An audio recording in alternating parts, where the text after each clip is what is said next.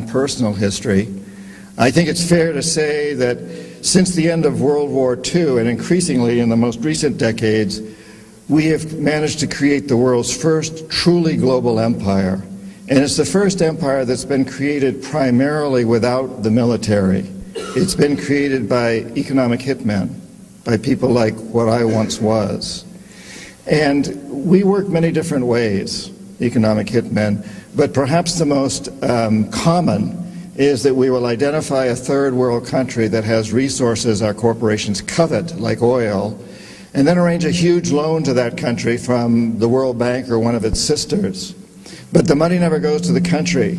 Instead, it goes to our big corporations to build infrastructure projects, power plants, highways, industrial parks, things that benefit a few very rich people in that country, as well as our own corporations, but don't help the majority of the people who are too poor to buy electricity, don't have the skills to get jobs in industrial parks, don't own cars to drive on the highways.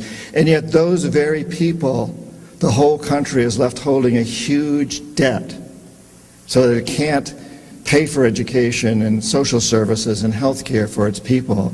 In fact, the debt is so huge by intent that at some point we economic hitmen go back and we say, listen, you owe us a lot of money.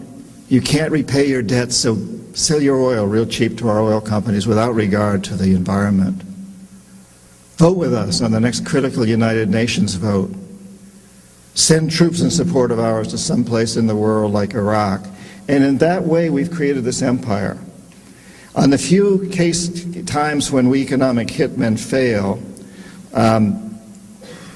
as I talk about in the books, as I failed in Ecuador with Jaime Roldos and in Panama with Omar Torrijos, then the jackals go in.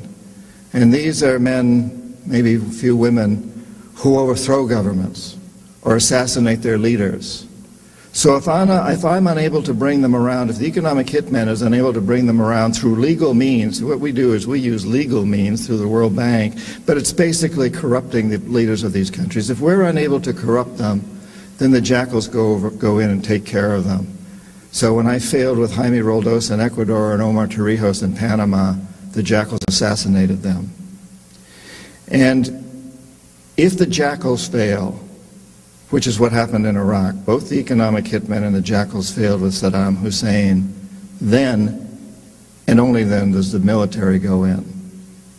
So this is the first empire in the history of the world that's been created primarily without the military only as a last resort.